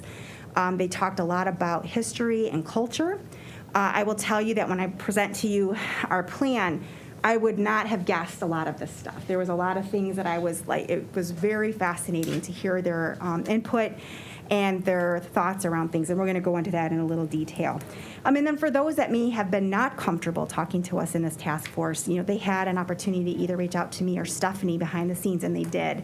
They were very comfortable talking to Stephanie Bedricky and saying, I didn't want to say this in front of everybody, but this is what my real concerns are. So They were incredibly helpful, and it was just really good for us to reset and understand, kind of what it looked like from the perspective of an employee, especially given the fact that we hadn't seen any changes since about 2003 and again in 2009.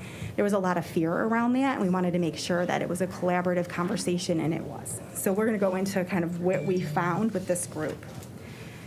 So what we learned were quite a few common themes. One was that they were very supportive of making plan design changes that didn't hit your pocketbook. I.e., you'll notice here we'll talk about prescription drugs that if you don't use Walgreens can save us about $1 million a year. Now, one would think, well, of course, nobody is going to care if you're there. Of course, they're going to want you to do those kinds of things and not touch the pocketbook. But you would actually be surprised, though, at how many people don't touch my plan. I'd rather pay more money.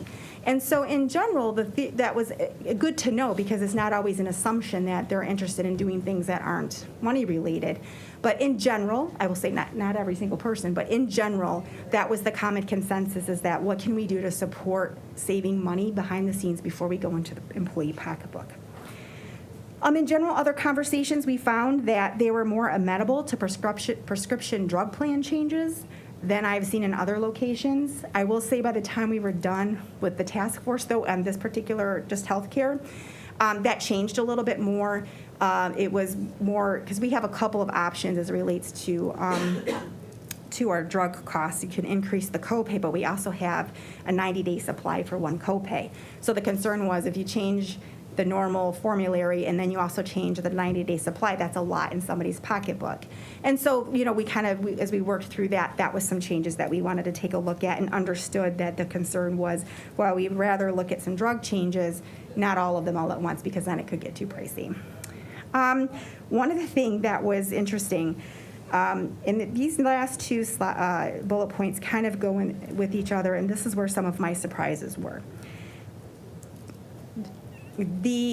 I will tell you without a doubt, 100% of that team was not at all in favor of a deductible. They were very much liked the predictability of monthly contributions. I thought it was very interesting as we had this conversation on fairness and equity. So for instance, when I was explaining to them, I think it was in Ypsilanti, in the fire union, we were having a conversation about whether or not we were going to do deductibles or monthly co-pays. And one of the conversations that came up was that when you do deductibles, you drive your health care, right? So if you're a fairly healthy family and you don't go very much to the doctor or whatnot, your health care costs, you're not going to have as much in the deductible, right? But if you're a family that goes all the time, then your health care costs are going to be higher. And I remember it was so funny that when we had that conversation, that one of the union at the time was like, wait a minute, so you're telling me if I have a deductible that I get to drive my health care costs more than if I do the monthly contribution? And I said, yes, you can. And they chose to shift that way. Well, this team and this task force was like, nope, we would much rather have monthly contributions so that we could be more predictable. And it was just, it was across the board. Like, it was, I actually presented what a potentially high deductible program could look like. And again, we have like 5 different plans to pick from. Complete shutdown. Like, it was very much that it just really freaked them out. They weren't comfortable with it. And so, which was really good information for me, because in my brain, I'd be like, well, it makes sense to do like a $250 deductible, looking low. But that was not at all where that task force was. And a lot of anecdotal information on checking that point was very consistent with that. So that was very helpful for us. The other thing that we looked at was that we noticed that the single plan they're paying more than maybe a family plan would make when you look at the value of the plan.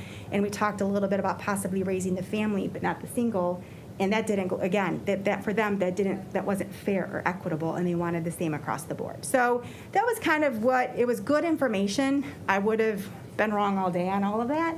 So it was really helpful that they were so honest and forthcoming about that information. And a lot of people are, like I said, anecdotally have confirmed that idea. So you'll see as we go through the plan proposal that we took a lot of this stuff into consideration, and understanding that there's a lot of room here for growth. This is just our first stab at it. So you'll see here our proposal. You'll see some crossed outs, and because I have been doing this presentation so many times, things have come up, and I want to make sure that the task force knows that I bring up things and we cross off things as we work through them so that we know what's going to work and what's going to not. So you'll see throughout our proposal over the next 5 years, taking this information and really designing a program that we felt the task force could support. And so what you'll notice here as we go through, and I'll go through these in greater details, that we actually did avoid changing any deductibles and focus primarily on the monthly contributions. We also, a couple of other things came up too, was do not touch our PPO plan. We love that plan. Don't mess with that, and the Blue Cross plan. So you'll see for the next 5 years, our plan designs will not be changed in this recommendation. The one thing though and the other thing that's not changing is we're not touching retiree medical. Again, it's not, that causes so much anxiety that it's not really worth to do that, to make people get nervous about that even on small changes. So given the VBA, we just don't feel like we need to address any retiree healthcare changes at this time. The other thing that we want to do that we'll be bringing forward, we'll talk a little bit more about, is what we call a narrow or high performance network. You guys might hear of it or refer to as an HMO. And a lot of people look down on an HMO when in reality, HMOs are really good programs if you have the right things in place. And the reason for that is people are creatures of habit. So for instance, if you are a Beaumont person, you almost always go to Beaumont. If you're a U of M person, you almost always go to U of M. So you're almost always in your network anyway. So we're going to take a look at a more modern, narrow network for those folks that may want to use that as a cheaper cost. But again, not taking away PPO 1 and PPO 2. Next slide. So here is what a 5-year proposal would look like. So I'm going to go through these.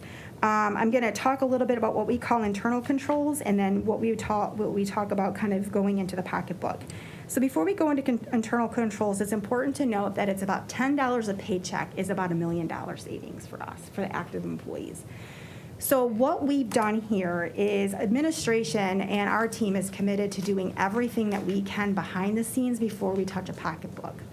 So you'll see here that our estimated savings is between $3 and $4 million in 2022 is without touching the pocketbook of an employee. And some of these things are things that we can do behind the scenes. Some we need help with the unions, i.e. like we'll talk a little bit about narrowing our network for pharmacy. And then we move into where we would take a look at some increases in contributions, and I'll go over those in details. But you'll see in there peppered is still more administrative costs that we can share before we increase that. So Stephanie, do you mind, if you're on there, if you want to go through what we call internal controls for the team real quick, and then I can do the 23, 24, and 25. Happily. One thing I want to note about this slide is you'll see it does say active and retiree, and as April had just mentioned, we don't want a large impact on our retiree population. This is from the beginning of our strategic plan with the task force. So as far as the internal controls, one recommendation we have is to remove Walgreens from the formulary. It was studied with a demographic assessment of our population if they have another pharmacy available to them within 2 miles of their current Walgreens, and there is a very low impact on our members. Copay assistance is a behind-the-scenes process that will not impact our members. They may actually pay less for their prescription coverage. It's something that we have to turn on and update in our plan to have that cost savings. Grandfather drugs are being considered. These are drugs that we're no longer going to be included in the formulary.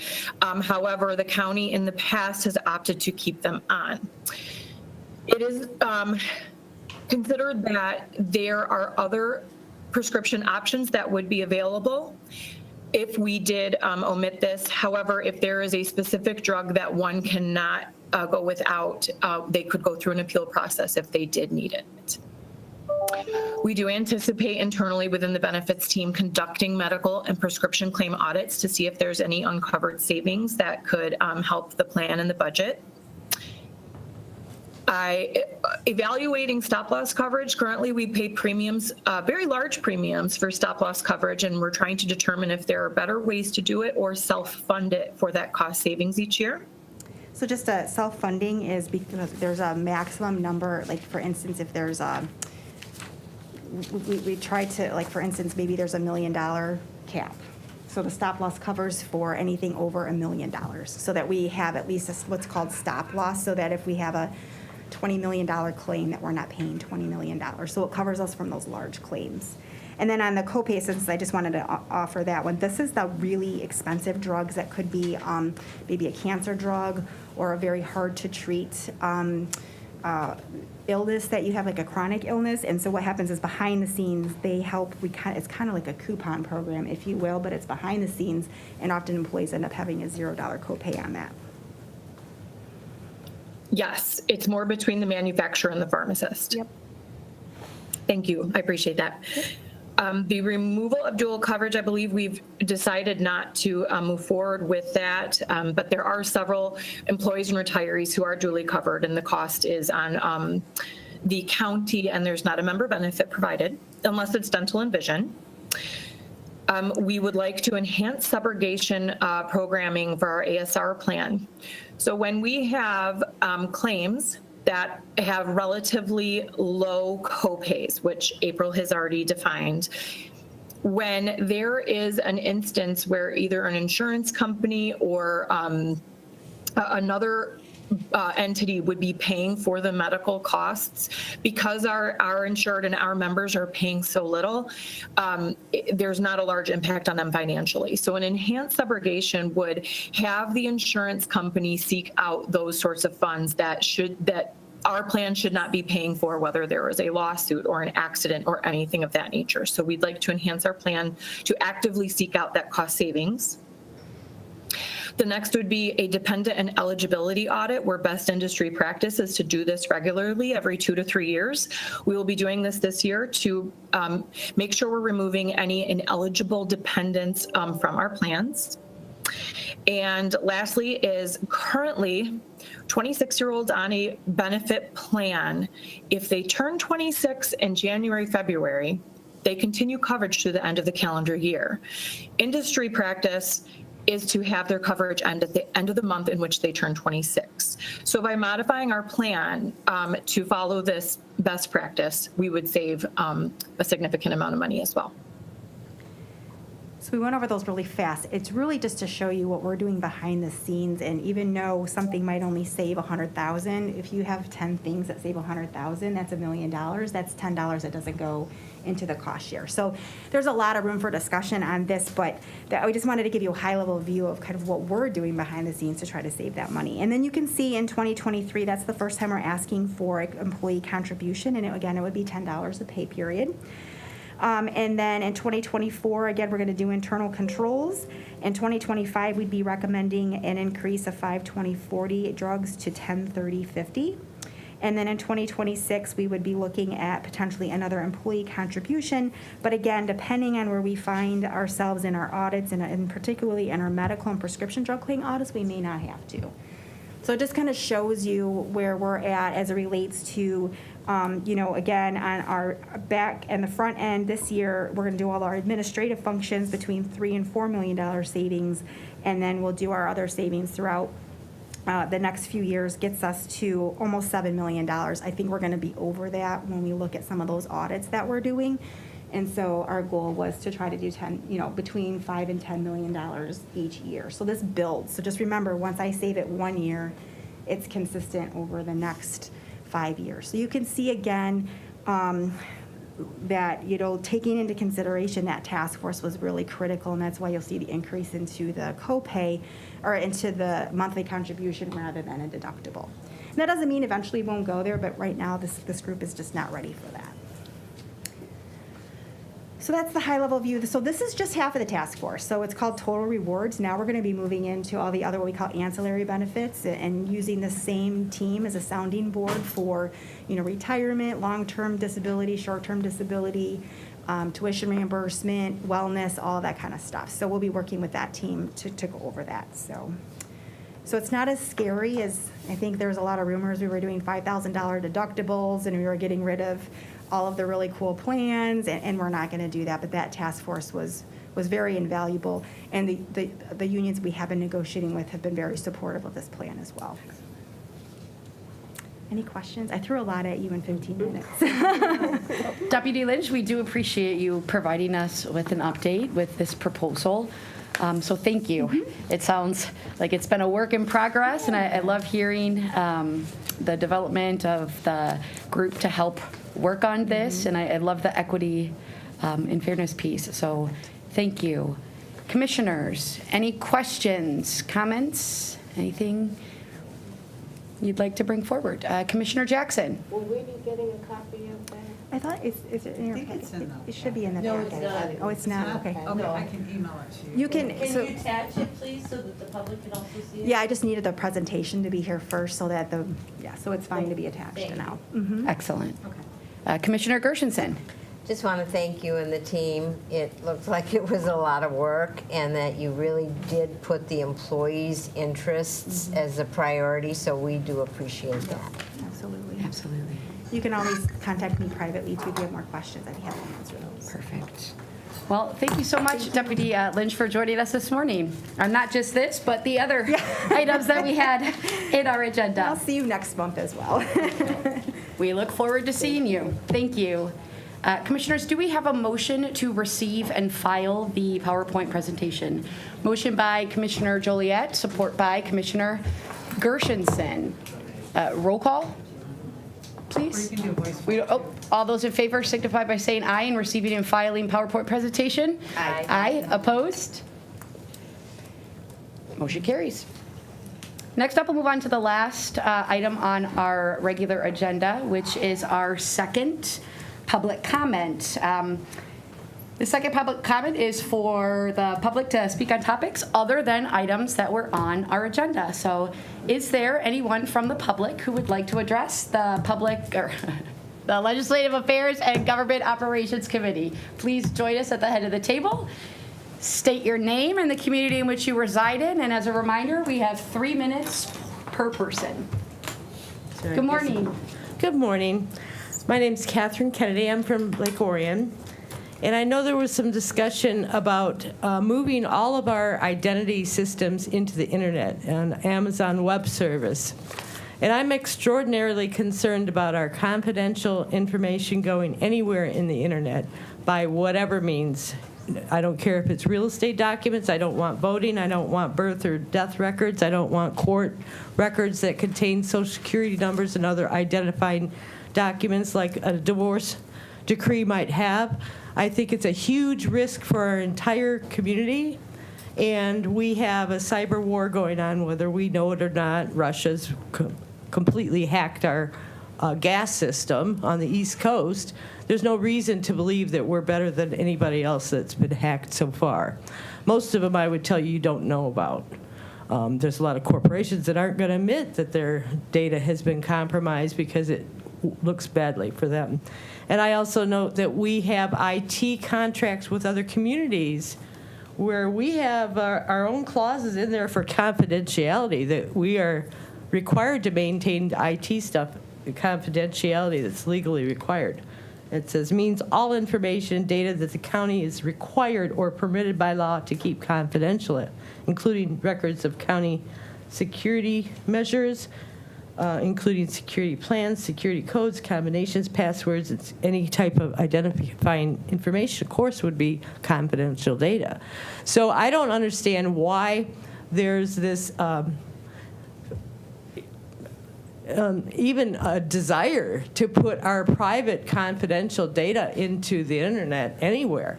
I think we need to simply reuse the library that we apparently don't use anymore. It's a law library, and maintain the documents so people can come in and get them when they're the ones that are supposed to actually have access. It really bothers me that the real estate fee schedule was going to enable companies to just buy your data.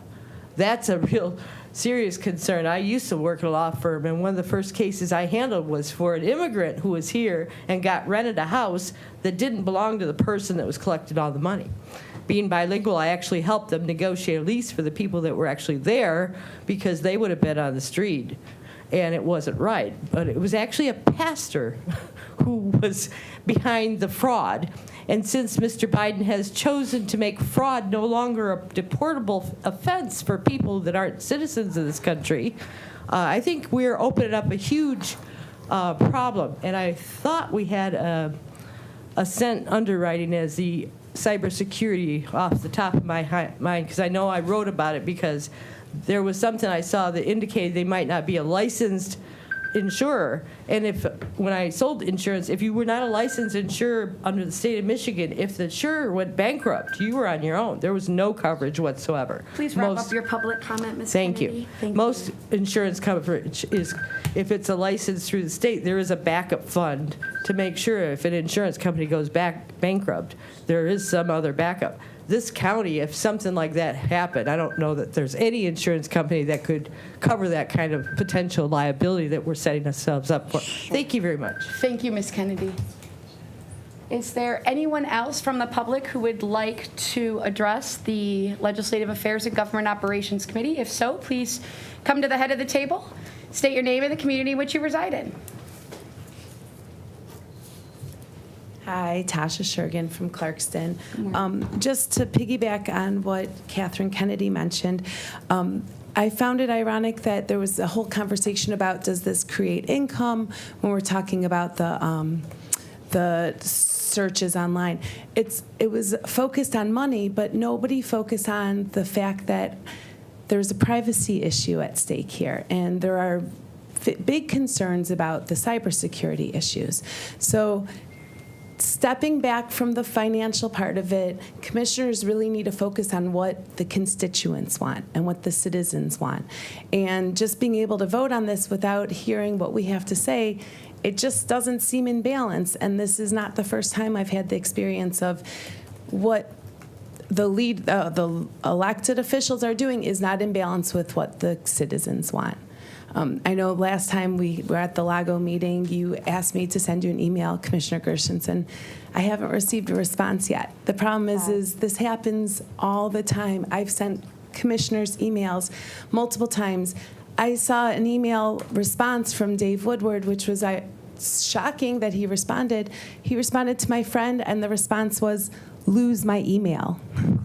So, I want you to know that the way we've been treated is unacceptable.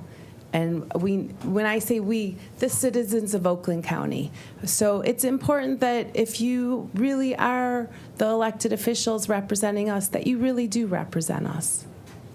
Thank you, Tasha. Tasha, please resend it. My apologies. I don't even remember seeing it. You're not the first commissioner that hasn't responded to emails. Is there anyone else from the public who would like to address the Legislative Affairs and Government Operations Committee? Seeing none, I will close public comment. Last item on our agenda is other business. Is there any further business to come before the Legislative Affairs and Government Operations Committee this morning? All right. Seeing none, without objection, I declare this meeting adjourned at 11:35 a.m. Thank you, everyone.